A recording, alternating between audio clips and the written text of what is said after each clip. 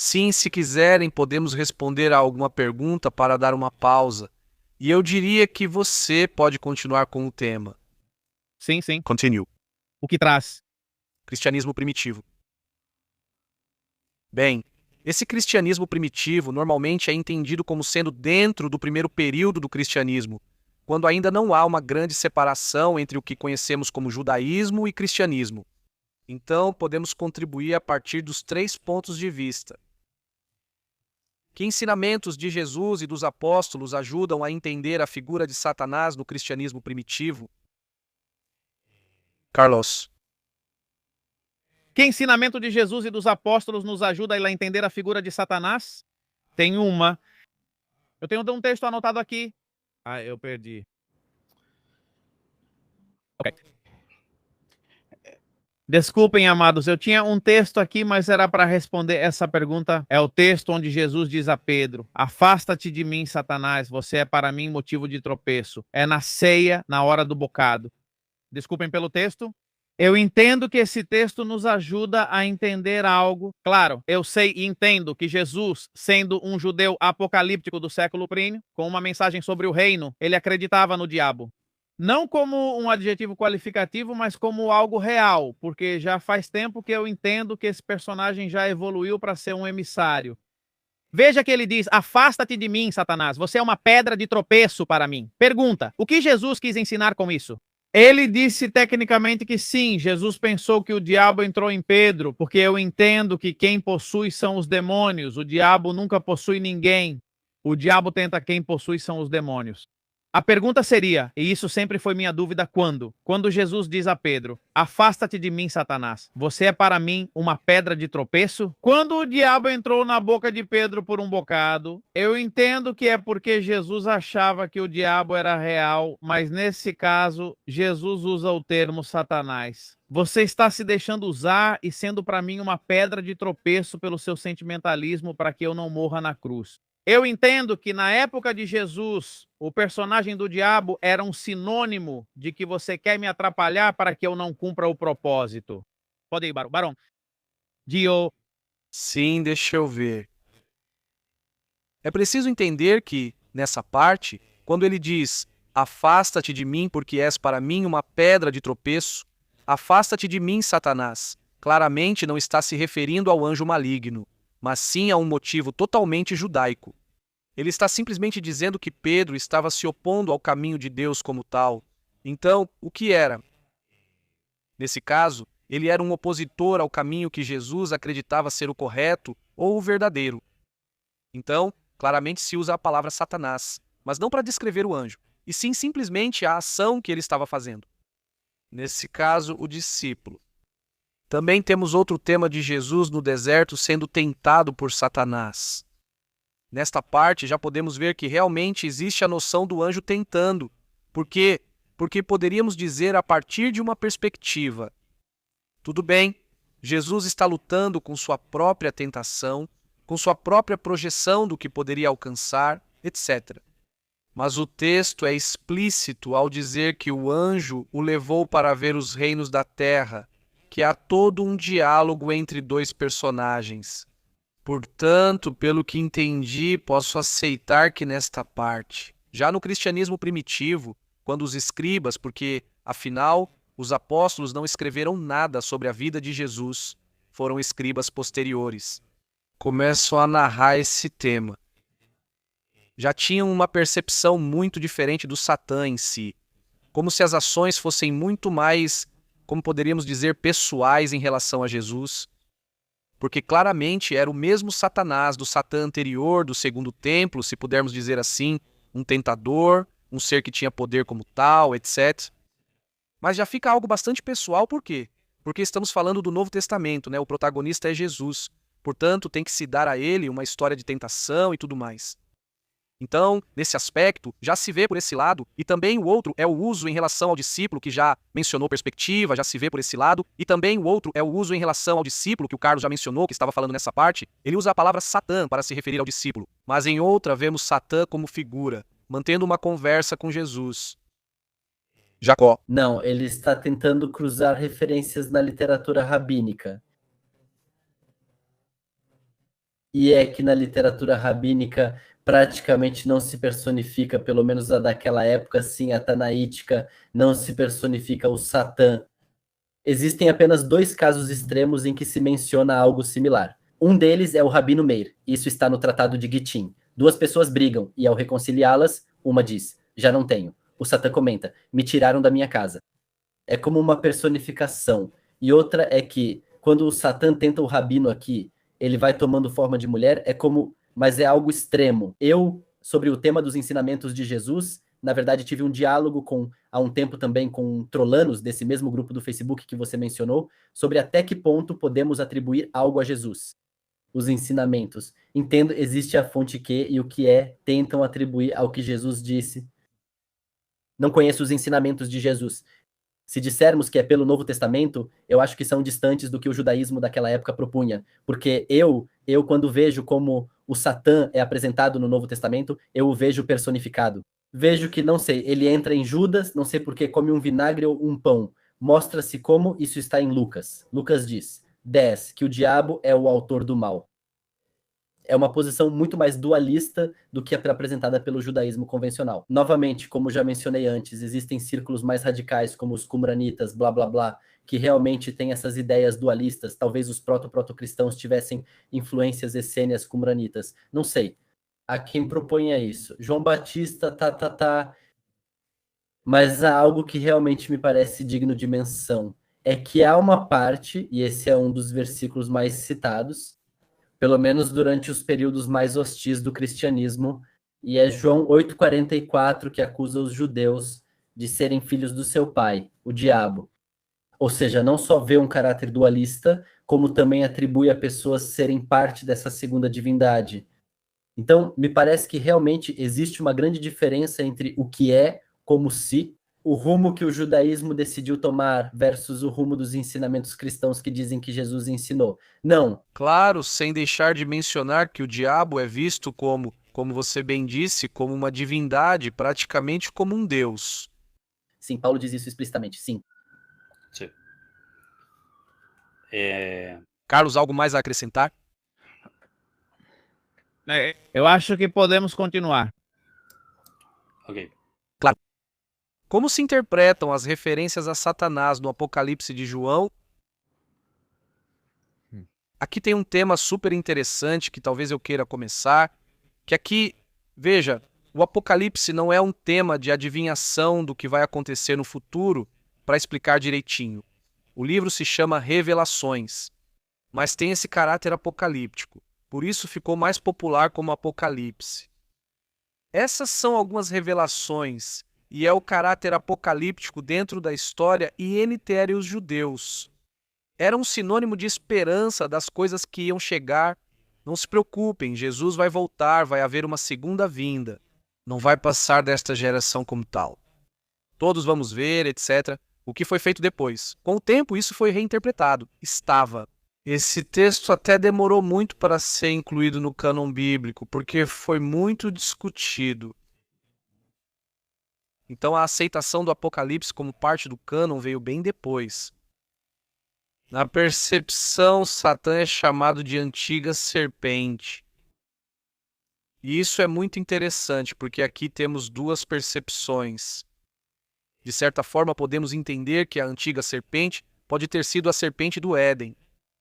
Tentando desde o princípio dos tempos, ou a outra perspectiva é que a única forma, no único diálogo em grego que temos do grande dragão e da antiga serpente, é o Leviatã, que é o inimigo e opositor de Yahvé dentro do texto judaico antigo. Por quê? Acho que Santo Agostinho, talvez outros também, foi o primeiro a misturar ao Satã com a serpente do Éden. Mas antigamente, a serpente que era mencionada nos textos apocalípticos era o Leviatã, que era a serpente primordial ou a serpente antiga. Do caos. Correto. Olha só. E qual é a comparação em outra cultura? Tiamat e Marduk. Javé parte Tiamat ao meio, que era uma das serpentes, porque a outra continua viva. Na verdade, Tiamat é partida ao meio. Ele faz os céus, a terra, etc. Ele organiza tudo dessa forma. E dentro do Gênesis judaico temos Deus organizando e dividindo as águas dessa forma, etc. Então, há uma comparação dentro disso. E há esse caos primordial, porque lembremos que no princípio tudo era caos, se é que podemos chamar assim. Baju. Bem, aí Jacó vai explicar melhor essa parte. E claramente o que Javé faz é ordenar o que havia. E dentro do texto de Marduk é algo semelhante. A ordem, digamos, vence o caos. E daí nasce essa criação propriamente dita, e é por isso que muitas vezes dentro da palavra dragão ou serpente antiga faz-se referência a essa serpente marinha. A essa serpente antiga que é representativa do caos e da oposição a Deus desde o princípio dos tempos. Mas, claro, também temos a visão posterior que tem a ver com a serpente do Éden. Acredito que há tratados do Talmud que a associam a Satã e a serpente. Jacó provavelmente entende mais sobre isso. Não sei se, Jacó, você quer dizer algo, ou Carlos. Sim. Eu acho que esse era o ponto, o que o texto mostra, por exemplo, em Bereshit, em Gênesis. É bem diferente do que diz a narrativa. O que diz é uma guerra, assim, de Marduk e Hamid. Uma luta. O que diz Bereshit é algo diferente. Diz que é Deus quem cria, ele cria tudo. Também a Leviatã não cria. Ou seja, a cosmogonia judaica coloca o Deus de Israel acima dessas briguinhas entre deuses. Vem de um ponto de vista diferente. Um momento, Jacó... Sabe por que ele faz isso? Porque desde o estudo de Bereshit, é uma interpretação que tenta, de certa forma, ir contra a narrativa babilônica. Exato, por isso não é assim como todo Isaías. Correto? Assim como os primeiros 39 capítulos de Isaías são uma... Não, bom, do capítulo 20 e poucos até o 39, são uma zombaria das culturas ao redor. Isaías, por exemplo, falando do diabo, Lúcifer. Lúcifer é uma zombaria que Isaías faz das teologias babilônicas. Uma sátira, uma sátira. Sim, é uma sátira. De Helel Ben Shahar, que isso é traduzido como Ósforo, o deus da luz. E isso é Lúcifer, sim, luz, deus da luz. Mas sempre são zombarias que Isaías faz. Também o tema da serpente e tudo isso. Que no final Hashem com sua espada mata Nahash Hanahashabaria. Que isso foi traduzido como Dracon Taufan, o dragão serpente. E daí vem todas essas, digamos, complicações linguísticas que encontramos hoje em dia depois de 2.000 anos. 2.600, mas na verdade 400. Mas algo que eu gostaria de mencionar é sobre o título como está aí. É sobre isso. Essa é a minha percepção, sim. Eu não sou especialista em cristianismo nem nada, mas quando eu abri o Novo Testamento e li essas partes, elas me pareceram muito diferentes do que propõe o judaísmo.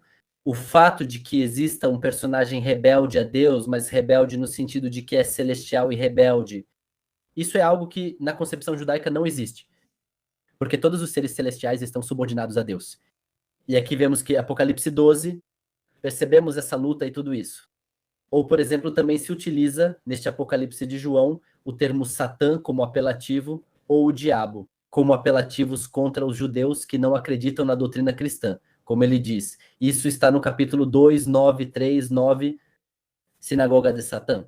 Então também é usado como eu havia explicado anteriormente, sobre o Evangelho de João, o mesmo no Apocalipse de João. É usado como um apelativo para chamar os judeus. É usado como, fazendo um dualismo sobre Deus, parece novamente uma narrativa. A grande diferença no caminho que o judaísmo escolheu. E sobre o último que você havia mencionado, que era, sim, sobre a identificação das serpentes, com o Éden, com Satanás, tudo isso. No judaísmo, digamos, nos Midrashim. E tudo isso, sim, também nas Toseftas e tudo mais. Se menciona que o Satã, com outros nomes para se referir a ele, como o Yetzer Hará, que é como a má inclinação. Samael também é identificado assim. Também na cena do Éden, ele é identificado como um, que Samael está presente. Então pode-se identificar dessa forma. Talvez seja uma referência ao Satã como conceito, como o conceito de uma representação de algo negativo, algo ruim, e isso é representado com diferentes nomes, entre eles Samael, etc. Então sim, poderia-se chegar a essa identificação. Novamente, o tema da serpente. Acho que está mais ligado à serpente do Éden e à tradução de Isaías 27, onde Nahash Ha-Anahasha Barriash, foi traduzido como Dracontalfan, levando à ideia de que também está no Éden. Essa é a minha posição, basicamente. Uma tradução, uma pergunta. Jacó, você vê, no princípio, Bereshit bara Elohim, você vê essa parte, como? É daí que surge toda a criação ou uma ordem? Não, eu vejo isso como se fosse outro dos mundos que foram criados. E sim, é uma ordem. Sim, é ordem, claro. Então, nesse caso, Mas estamos ao vivo, não grave. Na verdade, Deixa-me ver. é que é um capítulo muito intrigante. Quem ler os versículos vai perceber que não se entende muito o que está escrito ali. Diz, No princípio, Deus criou os céus e a terra, mas o Ruach, o espírito de Hashem, estava sobre as águas. Mas afinal, em que momento ele criou a água? Ou seja, a água já estava criada, depois diz que Deus separou a luz da escuridão e que começa a organizar o que já estava criado e que tudo estava misturado. Então é muito mais complexo, não é? claro, por isso mesmo, a comparação com o relato babilônico, de certa forma, tem a ver no seguinte sentido. Vamos ver, o mar ou o oceano? O abismo não é criado como tal dentro da literatura e, olha, na babilônica, o caos, a representação do oceano, do mar, é primordial, ou seja, também não é criado. E é daí que nascem, digamos, as criaturas ou os deuses. Nesse caso, o espírito de Yahvé estava sobre as águas, o que também faz uma referência de certa forma. Claramente não é a mesma coisa, porque são ideias que vão em direções opostas. Ou seja, a ideia do Bereshit judaico é ir contra o Enuma Elish.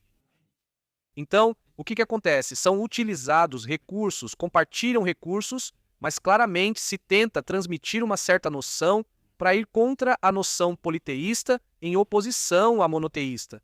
Quando começa o Bereshit, porque o Bereshit começa como algo monoteísta. Além disso, isso não está em Bereshit, mas sim em Êxodo, onde se fala que... E esse é um relato que tem um núcleo histórico bastante importante, porque é um ethos do povo judeu, sendo muito difícil que não haja um núcleo histórico. Essa é a posição de grandes acadêmicos. E é o tema do Êxodo, particularmente a importância de que Deus abriu o mar. O que você disse é justamente o ponto. O quê? Hashem, ele toma o Yamba, como se diz? Babaka Ayamit, que rompe a Yamit. Yam é o mar em hebraico. Sim. Ele quebra essa noção da água, como você disse. Ou seja, o ponto aqui é um ponto político, puramente, de que o Deus de Israel está acima desse Deus, que, aliás, tudo isso acontece diante de Baal-Zephon. O Êxodo faz um jogo de palavras ali. E esse é o ponto aí, como você disse, basicamente. Sim, obrigado.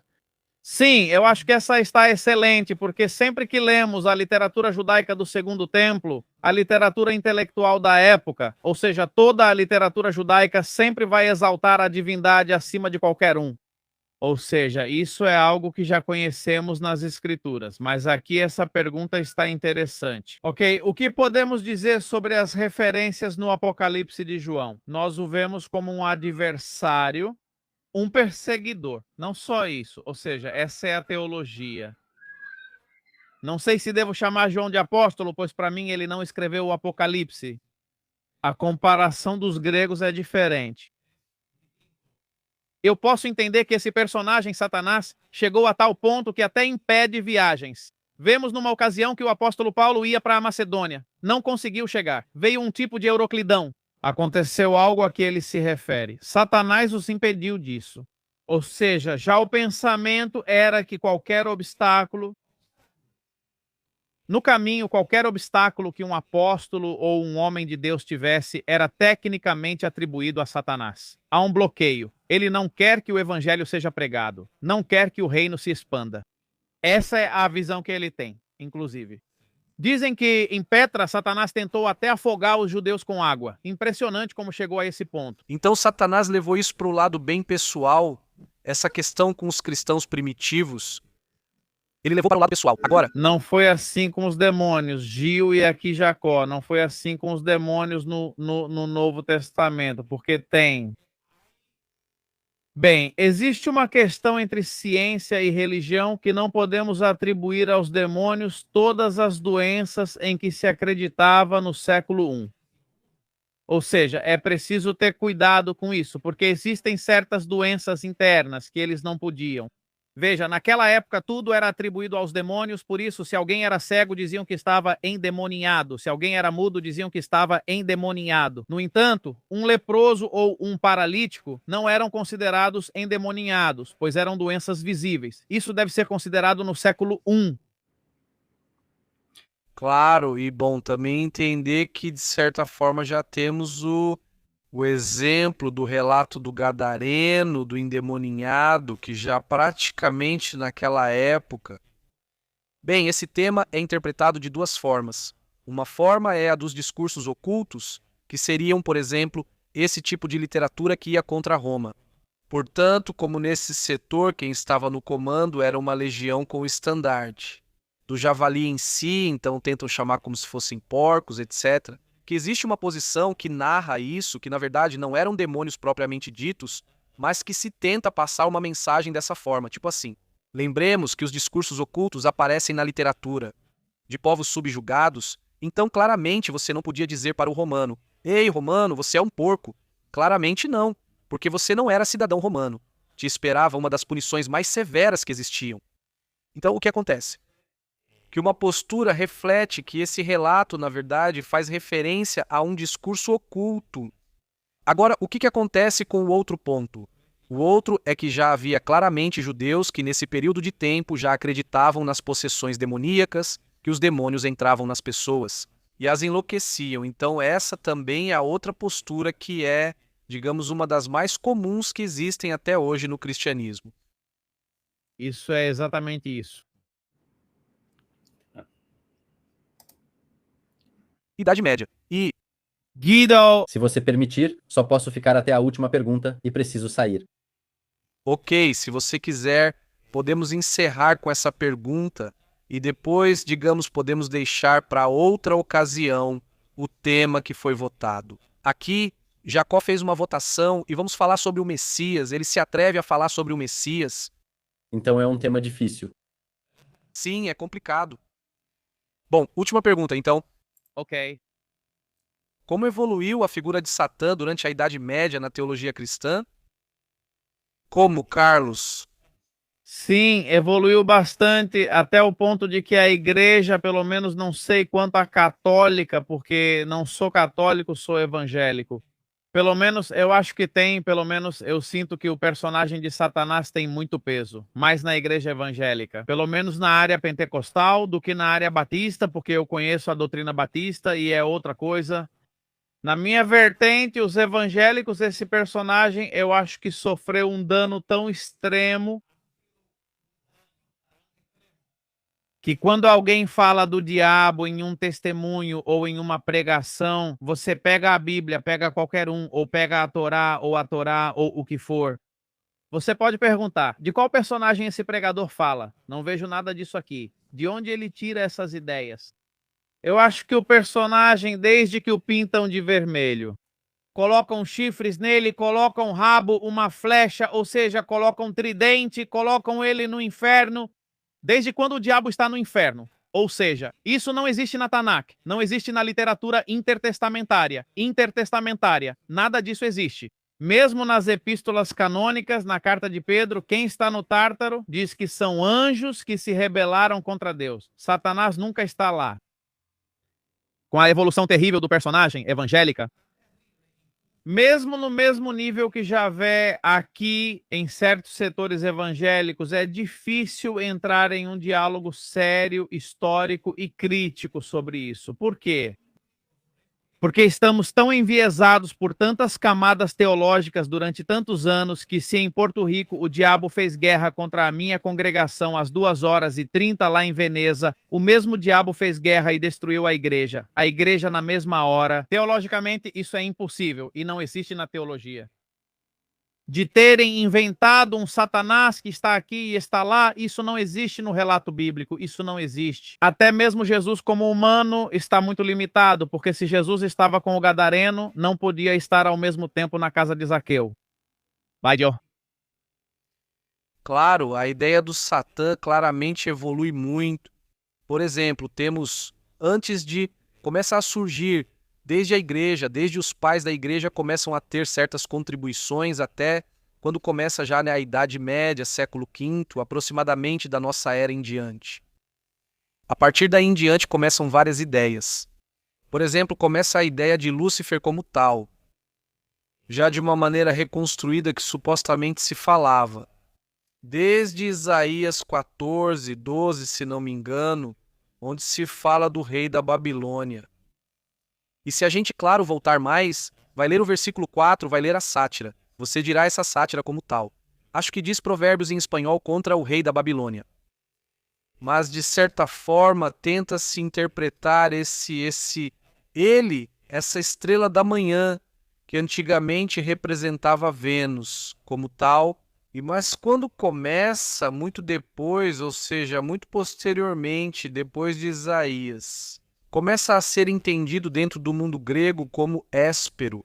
Começa a ser entendido como Héspero e Fósforo, como nós entendemos na mitologia grega. Mas isso não era entendido dessa forma na época da Septuaginta. E sim começa já na perspectiva teológica cristã. Anteriormente, também havia um grupo entre os judeus, pois os judeus hereditários não agradam a Jacó. Mas o que acontece? Que isso começa a se tornar uma evolução bastante interessante, onde começa-se a ver a estrela da manhã, Vênus, como um deus grego, como o portador da luz, como aquele que traz a luz. E nas primeiras versões da chamada Vulgata, já em latim, é traduzido como Lucero, ou Lúcifer dentro do latim, e não me lembro em qual edição posteriormente já aparece com letra maiúscula. E apesar de ser uma questão gramatical, a mudança é intencional para transformar Lucero, uma palavra comum que nos remete a um nome próprio com letra maiúscula para dar uma certa importância. Então começam a criar essa narrativa de que, supostamente, antes de ser Satanás, esse anjo era Lúcifer como tal. Então começa a ser interpretado na igreja a partir do século VI, aproximadamente, em diante. Por que não antes? Porque se olharmos o precônio pascal da Igreja Católica, onde se faz uma analogia com a luz, assim como em Apocalipse 20:20 ou 22, quando se reflete sobre quem era a estrela da manhã, tanto no precônio pascal quanto em Apocalipse, Jesus. Mas o que acontece algum tempo depois? Começa a se isolar dessa forma. E bem, hoje em dia, já na Idade Média, temos uma evolução muito mais forte com o passar do tempo, temos o Códex. Gigas ou gigas, como se diz, que muitas pessoas conhecem, que se transfigura o que é a figura do diabo, né? Ou seja, de Satã, de Satanás, para a figura mais popular do diabo. Existe toda uma mitologia por trás da história desse códice, claramente uma narrativa mitológica. Mas começa a surgir popularmente uma crença que não existia antes. Mesmo com ele, quando começou o sincretismo, a cristianização, começaram a ser atribuídos aos povos pagãos, que eram das regiões, por pessoas que viviam de certa forma não dentro do setor romano. Começaram a ser demonizados ou demonificados ou demônio.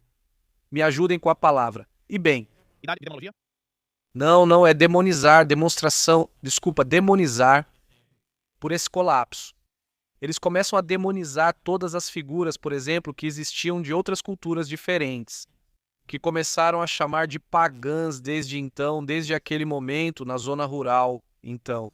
Começam a demonizar, por exemplo, não sei, Cernunnos, por exemplo, e outras divindades que nós podemos ver mais adiante, que têm certas características corporais, patas de cabra, como uns chifres, etc. E com o tempo começam a se formar certas histórias e certos mitos culturais dentro da própria propriedade média desse diabo. E assim ele evolui com o tempo. Essas figuras são os sátiros, Dio, os sátiros. Com pernas de cabra são sátiros, são um tipo de demônio. Sim, dentro da mitologia grega seriam os sátiros. E as ninfas, que é a outra parte disso. Mas dentro da mitologia celta seria Cernunnos, que é Cernunnos, praticamente um deus. Interessante. Bem, isso, e até hoje temos nosso avô que diz que lutou com o diabo às 3 da manhã. Ou seja, já temos milhares de mitos e histórias. E claro, mais adiante temos o tema do Baphomet, que tentaram misturar ou interligar com a figura de Satã, sendo que Baphomet representa as leis herméticas e é algo muito diferente da figura de Satã. O mais popular que conhecemos, na verdade, não tem nada a ver. Isso.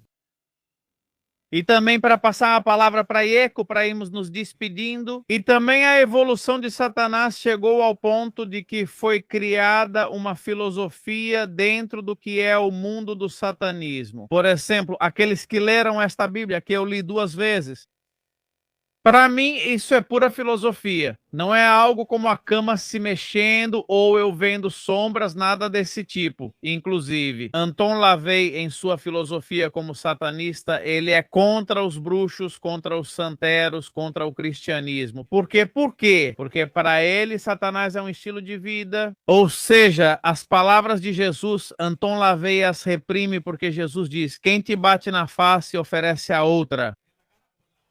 E ele diz que qualquer um que se curva diante do inimigo vai ser sempre abusado por ele mesmo. O satanismo ensina o contrário. Você não pode deixar seu inimigo abusar de você. Claro. E é isso que está dizendo aqui. Aqui não tem mais nada, é filosofia. Claro, o satanismo de LaVey é praticamente filosofia. Sim, já é filosofia. Já era. Não sei se sou a pessoa certa para falar sobre a teologia cristã da Idade Média. O que eu entendo é que a Idade Média foi um desenvolvimento. É um termo que, digamos, demonizaram muito, de que a Idade Média era uma idade das trevas. Tudo estava errado. Na verdade, no Ocidente houve bastante desenvolvimento, especialmente filosófico, teológico, debates, houve sofisticação em como as coisas eram concebidas. Existe uma literatura relativamente extensa sobre esse tipo de tema, porque essas eram as questões que os preocupavam. Assim como hoje temas como ideologia de gênero e dólar preocupam, na época eram essas as preocupações. Então, por isso, não é de se surpreender que tenha se sofisticado ainda mais a forma como se representa um diabo. Obras como A Divina Comédia, que moldam muito a forma como a Europa concebe o inferno e o que o diabo está fazendo lá embaixo. Simplesmente são discussões teológicas que aconteceram. O judaísmo teve um processo paralelo ao que os cristãos estavam fazendo. Obviamente, isso tinha repercussões em como o judaísmo era apresentado, fazendo com que o judaísmo tivesse que responder, porque geralmente era assim. Se havia interação, era por discussões desse tipo. Então, por isso a gente pode ver na literatura rabínica esse tipo de respostas sobre a natureza do mal, sobre por que existem justos que sofrem, todo esse tipo de coisa. Mas você não vai encontrar representações do diabo. Isso realmente você não vai encontrar no judaísmo, porque simplesmente a arte no judaísmo não era algo desenvolvido durante todo esse tempo. Além de mosaicos bizantinos, mas basicamente seria isso. E o que acontece é que a Cabala, na Idade Média, se desenvolve. A Cabala realmente investiga muito o tema de Satã, inclusive faz paralelos com Amaleque e coisas do tipo. Mas basicamente, para não me alongar, é isso. E obrigado pelo convite, Guido. Obrigado ao Carlos por estar aqui e a todos que estiveram presentes também por estarem aqui. Algo com o que eu gosto de encerrar é: com diabo ou sem diabo, não fiquem colocando a culpa em uma entidade externa. Sejam boas pessoas, com ou sem, a ideia é que este mundo seja melhor. E é isso. Mando um abraço para vocês. Excelente. Claro. Sim, de qualquer forma, muito obrigado a todas as pessoas que estiveram aqui. Mando um abraço para vocês. Lembrem-se que nossos respectivos canais são Espaço Histórico e agora é o podcast. Então, muito obrigado a todos por estarem aqui.